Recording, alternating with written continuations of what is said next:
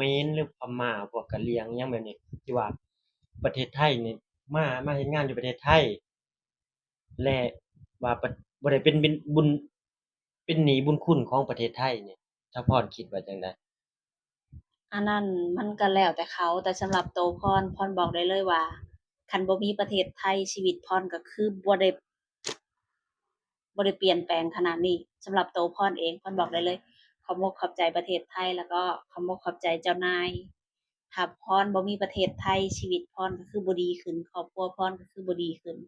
พรคือสิบ่ได้แบบว่าอยู่แบบนี้เนาะอืมอยู่ห้องนี่ก็ห้องพี่ห้องฟรีเสียแต่ค่าน้ำค่าไฟค่าน้ำค่าไฟครับสวัสดีสบายดีพ่อแม่พี่น้องมื้อนี้พ่อๆกับบ่าวสมายเนาะบ่าวสมายก็มีได้มาหาน้องสาวพอดีเลยเนาะพี่น้องเนาะแขกรับเชิญก็คือน้องพรสบายดีสวัสดีน้องพรมื้อนี้ก็ได้หยังกินข้าวมื้อนี้เนาะก้อยหอยกับแกงหน่อไม้โอ้ก้อยฮอยแกงหน่อไม้พี่น้องนี่เบิ่งเนาะนี่โอ้นี่นี่ได้โอกาสมาแวะเล่นนำเพิ่นเนาะก็มาเลยสิมาถามความรู้สึกของเพิ่นนี่แหละว่ามาทำงานในประเทศไทยนี่คิดจั่งใดแหน่ได้อิหยังแหน่จากประเทศไทยคิดอีหยังแหน่บ่จากที่แบบว่าชีวิตกินข้าวก็แบบว่าบ่ค่อยอิ่มแหน่อดๆอยากๆมันอยู่ในประเทศไทยนะบ่หมายถึงว่าอยู่บ้านอ๋ออยู่บ้านเนาะอดๆอยตอนอยู่ากบ้านนั้นจะว่าเป็นจนเนาะกินข้าวก็บ่ค่อยอิ่มกินข้าวก็บ่ค่อยอิ่มพ่อแม่ก็กินก็บ่ค่อยอิ่มเพราะว่าลูกหลายอ๋อมีไอ้น้องจักคนมีน้องถ้าอยู่หมดก็10แต่ว่า10คนตอนนี้อยู่9คนอ๋อ9คนเนาะแม่นพี่น้องก็คือแบบว่าพี่น้องหลายพ่อแม่บ่ฮู้ว่าจะอิ่มหรือบ่นี่บ่รู้แต่ว่า ลูกอะก็อาจจะอิ่มแหน่บ่แหน่สำหรับโตพ่อเองก็คือ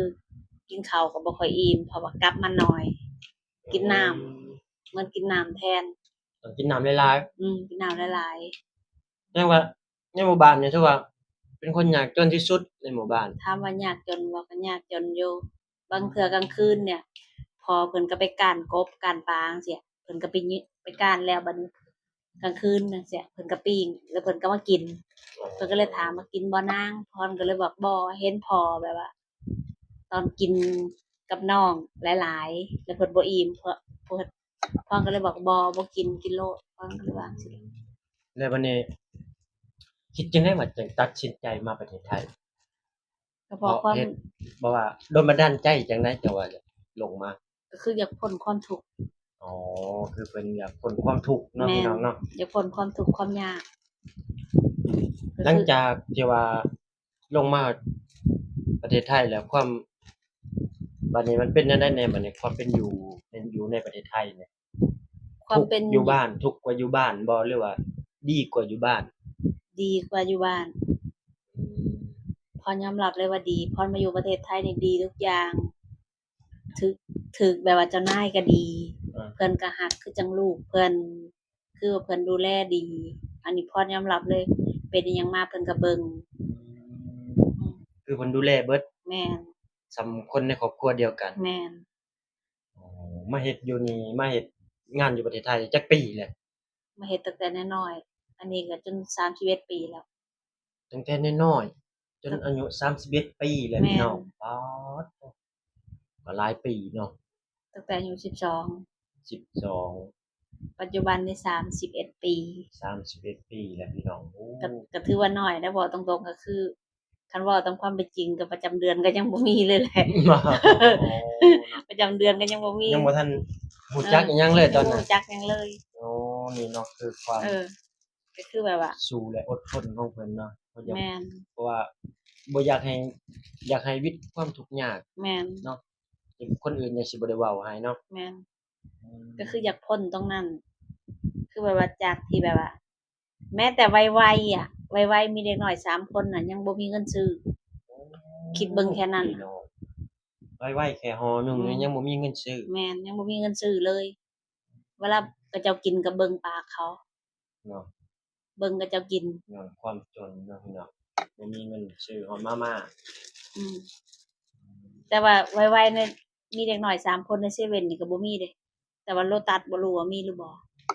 แต่ว่าในเซน่าสิเว่นมีบ่มีเนาะอยู่บ่เห็น โลตัสเนาะเพราะว่าอยู่เซอืมเว่นเพิ่นบ่ค่อยเอามาขายเนาะพี่น้องเนาะก็คือแบบว่าถ้าเป็นปัจจุบันเนี่ยถามว่ารวยบ่ก็บ่ได้รวยพออยู่พอกินก็คือซื้อกินได้อืแต่มตอนผ่อนน้อยๆคือเว้าตรงๆไวๆขนมหมู่กินก็เบิ่งปากหมู่พออืมได้ลงมาประเทศไทยใช้ชีวิตอยู่ประเทศไทยได้เฮ็ดงานเฮ็ดการแล้วนี่เป็นได้ชีวิตชีวิตดีขึ้นหลายจากที่บ่เคยมีจากที่บ่เคยมีก็มีพออยู่พอกินจากที่เด็กน้อยคนหนึ่งบ่มีเงินซื้อรถถีบก็มีเงินซื้อรถมอไซค์ให้น้องขี่ไปโรงเรียนชื่อฮอนมอไซค์เพิ่นจากโอ้ที่เจ้าของน่ะย่างไปบ่มีเงินซื้อ แต่กี้ยังราคาไปโรแค่งเรียนนี่ 2,000ก็ยังบ่มีเงินซื้อแต่กี้ไปโรงเรียนนี่ได้ย่างไปย่างไปบ่มีรถถีบบ่โอ้พี่น้องความทุกข์ความยากเนาะก็เลยไปเรียนจนบ่มีรถถีบก็เลยมาอยู่ประเทศไทยก็เลยแบบว่าบ่อยากให้น้องลำบากคือเจ้าของก็เลยซื้อให้น้องมาอยู่ประเทศไทยนี่ได้เงินเดือนเท่าใดจังว่าซื้อรถซื้อหยังให้น้องให้นุ่งอันนี้ก็ก็คือว่าล่ะเงินเดือนก็จากที่4,500เพิ่นก็เพิ่มขึ้นเรื่อยๆเรื่อยจนปัจจุบันนี่ๆจนปัจจุบันนี้ก็ได้20,000 20,000นิด20,000กว่าปัจจุบันเนี้ย20,000กว่าแล้วว้าพี่น้องอืมเงินเดือน20,000กว่าพี่20,000น้องกว่าแล้วปัจจุบันนี้ หาใช้ได้เนาะห้องบ่ได้เซาข้าวก็ข้าวข้าวนะกับนะเราซื้อกินเองแต่ว่าเพิ่นมีเงินให้มีเงินให้กินมีมีเงินค่ากับเงินให้กินข้าวอีกเดือนละ5,000มีเงินกินข้าวพร้อมพี่น้องต่างหากเดือนละเดือน5,000ละ5,000ปอเดือนละ5,000เสียแต่ค่าน้ำค่าไฟคือที่ว่าอยากว่าคนที่แบบว่าคนมาเฮ็ดงานหรือว่าคนเขมรหรือพม่าพวกกะเหรี่ยงอิหยังแบบนี้ที่ว่าประเทศไทยนี่มาเฮ็ดงานอยู่ประเทศไทยและว่าบ่ได้เป็นบุญเป็นหนี้บุญคุณของประเทศไทยนี่เฉพาะคิดว่าจั่งใดอันนั้นมันก็แล้วแต่เขาแต่สำหรับตัวพรบอกได้เลยว่าคันบ่มีประเทศไทยชีวิตพรก็คือบ่ได้เปลี่ยนแปลงขนาดนี้สำหรับตัวพรเองพรบอกได้เลยขอบมกขอบใจประเทศไทยแล้วก็ขอบมกขอบใจเจ้านายถ้าพรบ่มีประเทศไทยชีวิตพรก็คือบ่ดีขึ้นครอบครัวพรก็คือบ่ดีขึ้นพรคือสิบ่ได้แบบว่าอยู่แบบนี้เนาะอืมอยู่ห้องนี่ก็ห้องฟรีห้องฟรีเสียแต่ค่าน้ำค่าไฟค่าน้ำค่าไฟเนาะอืมนี่ใช้ได้ก็คือบุญคุณนี่ก็คือประเทศไทย แม่นประเทศไทยคือมีบ้านบุญคุณหลังที่2นี่ก็คือซ้ำบ้านเกิดตัวเองเนี่ยเนาะอยู่นี่แม่นเนาะประเทศไทยประเทศไทยส่ำบ้านฮักประเทศไทยอืที่สุด มไผสิว่าประเทศไทยจังใดก็สร้างแต่สำหรับตัวพรบอกได้เลยว่าพรฮักประเทศไทยหมดทั้งใจกล้าเว้าจากปากเลยกล้าเว้าจากปากว่าฮักที่สุดไผสิเว้าจังใดก็สร้างคือประเทศไทยคือประเทศไทยนี่พรแบบว่าฮักคือประเทศลาวบ้านเกิดแต่ประเทศไทยคือบ้านหลังที่2บ้านหลังที่2เฮ็ดให้ชีวิตครอบครัวเปลี่ยนอิหยังหลายๆอย่างเป็นที่พักที่อยู่อาศัยแม่นให้พักพิงแม่นให้ที่มีเงินมีคำมีทองมีอยู่มีหยังมีกินมีอยู่มีกินทุกอย่างก็เพราะประเทศประเทศไทยโอ้เนาะพี่น้องเนาะคือบุญคุณนี่ก็คือยิ่งใหญ่เนาะแม่นถึงไผสิว่าแนวใดก็สร้างเนาะไผสิประเทศว่าจังใดอื่นสิก็สร้างว่าได้ก็สร้างเนาะคือ คนลาวเฮาก็ต้องว่าเฮาบ่ได้ไปเฮ็ดงานอยู่ประเทศอื่นเนาะพี่น้องผู้ใดไปเฮ็ดอยู่ประเทศอื่นก็บ่าวสมายก็บ่ได้ว่าหยังเนาะผู้ใดไปเฮ็ดอยู่ประเทศหยังก็อย่าเนาะต่างประเทศว่านี่นะคือเฮาเฮ็ดอยู่ประเทศไทยเฮาก็รักในประเทศไทยเนาะส่วนคนอื่นที่ว่าชาวเขมรออกมาด่าเป่งๆๆๆว่าซั่นว่าคนลาวคันบ่ช่วยเขมรก็อยู่ซื่อๆอย่ามาเสือกให้อยู่เป็นส่วนกลางว่าซั่น อันนั้นล่าอยากดังบ่จ๊ะอืมที่ว่าไผสิไปซอยเจ้าเออเออเพราะว่าเจ้ามาอยู่ในประเทศไทยก็ว่าประเทศไทยไม่ได้ให้ไม่มีบุญคุณอะไรให้เขาเขาบอกแบบนี้ก็คือเขาบ่คิดเห็นว่าประเทศไทยให้ที่พักที่ซุกหัวนอนที่ทำมาหากิน เขาว่าประเทศไทยบ่ได้เป็นบุญคุณเพราะว่าห้องก็เซาข้าวก็ซื้อค่าน้ำค่าไฟก็ต้องเสียเอ้าขนาดคนไทยมาอยู่ในประเทศไทยเขาก็ยังของเสาก็นั่นเด้อืมอืมคนไทยแท้ๆก็ยังก็ยังเสาก็ยังเซาเนาะเปรียบเทียบสมมุติเนาะคือจังเขาอยู่มุกดาหารแม่นบ่แม่นเขามาเฮ็ดงานอยู่ประเทศไทยเขาก็ต้องเสาแม่นแล้วเขาคือสิเที่ยวก็ไปก็มามันก็บ่แม่นมันก็เปลืองค่ารถมันก็บ่คุ้มคนอีสานบ้านเฮาอืมเนาะสิจากบ้านม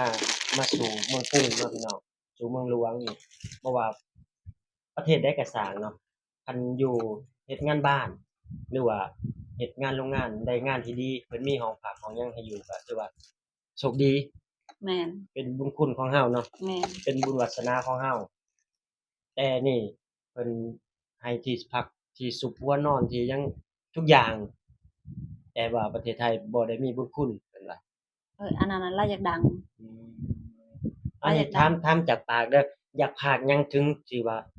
หลายๆคนที่กำลังที่ว่าเขมรหรือกัมพูชาหลังหนีกลับบ้านแบบนี้แล้วคนลาวแห่กันเข้ามาแบบนี้ดีใจนำคนลาวเฮาบ้านเฮาบ่สำหรับโตวพรเองนะพรบ่รู้ว่าคนอื่นเขาสิมองจั่งใดพรก็บ่รู้เพราะว่าจิตใจของคนมันบ่คือกันแม่นเออเพราะว่าบางคนก็ว่าประเทศไทยก็แค่มาเฮ็ดงานแลกเงินๆอืมอาบางคนนะแม่นบางคนเนาะบางคนก็สิเว้าจั่งซี้แต่สำหรับโตวพรหนึ่งเฮาเฮ็ดงานเฮาก็ต้องได้เงินแม่นบ่แม่นแล้วเฮาเจอเจ้านายดีก็คือโชคดีของเฮามันก็คนเฮาอะขนาดอยู่บ้านเฮาไปอยู่มันก็ยังห้องเช้าข้าวซื้อแล้วภาษาหยังเฮาข้ามประเทศมาอีกประเทศหนึ่งเออเหยียบแผ่นดินเพิ่นเหยีนี่ก็ยบอีกแผ่นหนึ่งเขาข้ามมาจากบ้านอืมเฮาแล้วมาเหยียบแผ่นดินไทยนี่ก็ถือว่าเป็นบุญคุณของเฮาแหละแม่เนาะนเจเป็นบุอเจ้านายญคุณที่ยิ่งใหญ่เจอเจ้านายดีส่ำถึกเลขรางวัลที่หนึ่งแม่นสำหรับโตพรบอกได้เลยว่าส่ำถึกเลขรางวัลที่หนึ่งที่เจอเจ้านายดีบ่เจ้านายว่าไผเนาะนี่คือแบบว่าดีสุดๆอันนี้เว้าตรงๆเลยบ่ว่าไผเนาะเว้าออกมาจากใจขนาดปัจจุบันนี้พรก็ยังบ่เพิ่นก็ให้ของพรชิ้นหนึ่งแต่พรก็ยังบ่บอกว่าคือหยังพู้นแหละวันที่1ตุลาหรือว่าวันที่1ตุลาหรือว่าวันที่5ตุลาพรจะเฉลยว่ามันคืออิหยังที่วันที่1เจ้านายตุลาเนาะ ที่เจ้านายให้พรชิ้นหนึ่งวันที่1เป็นราคาตุลาเนาะพี่น้องแพงหลายเนาะสำหรับตัวพรคันว่าแม่นวันที่1กับวันที่5พรสิมาอัดคลิปมาบอกว่าคืออิหยังอ๋อเจ้านายให้พวันที่ร1ตุลานี่บ่าวสมหมายก็ต้องได้แบบอยากรู้เนาะพี่น้องเนาะเออผู้ใดอยากรู้ว่าหยังนี่ฝากกดไลก์กดแชร์กดติดตามให้แหน่เด้อพี่น้องเนาะเฮามาลุ้นกันว่าน้องพรสิคันได้หยังจากเจ้านายเนาะที่ว่าคันว่าแม่นวันที่ของขวัญ5กับวันที่ชิ้นใหญ่1ประมาณนี้วันที่5หยังนะที่5ตุลาวันที่5ตุลากับวันที่1ประมาณนี้ที่1ตุลากับที่5ตุลาแม่เนาะนคันบ่แม่นวันที่1ก็แม่นวันที่5นี่เนาะพี่น้องผู้ใดอยากรู้หยังอยากรู้รอลุ้นนำกันพี่น้องฝากกดไลก์กดแชร์กดคอมเมนต์มาหลายๆเนาะว่า คอมเมนต์หยังก็ได้เนาะพี่น้องแต่บ่ให้ด่าเนาะก็คอมเมนต์แบบว่าสุภาพๆเนาะแต่สำหรับคนอื่นอาจจะดีใจนำพรเดะอาจจะดีใจนำพรอันนี้เว้าตรงๆเลยอืมอืมข้อยบ่สมัยแต่โตสิบ่ดีใจนำบ่ซั้นพี่น้องแต่โตพรเองอะพรรู้แล้วแต่พรบ่บอกว่าคือหยังอ๋อโตพรรู้แล้วรู้แล้ว นี่เนาะก็ฝากพี่น้องกดไลก์กดแชร์กดติดตามเนาะพี่น้องเนาะก็เหมือนกับว่าเพิ่นให้ของขวัญชิ้นหนึ่งสำหรับพรอืคือของขวัญชิ้นใหญ่เนาะพี่แม่นน้องเนาะเพิ่นให้ชิ้นหนึ่งแต่พรน่ะรู้แล้วรู้แล้วรู้แล้วโอ้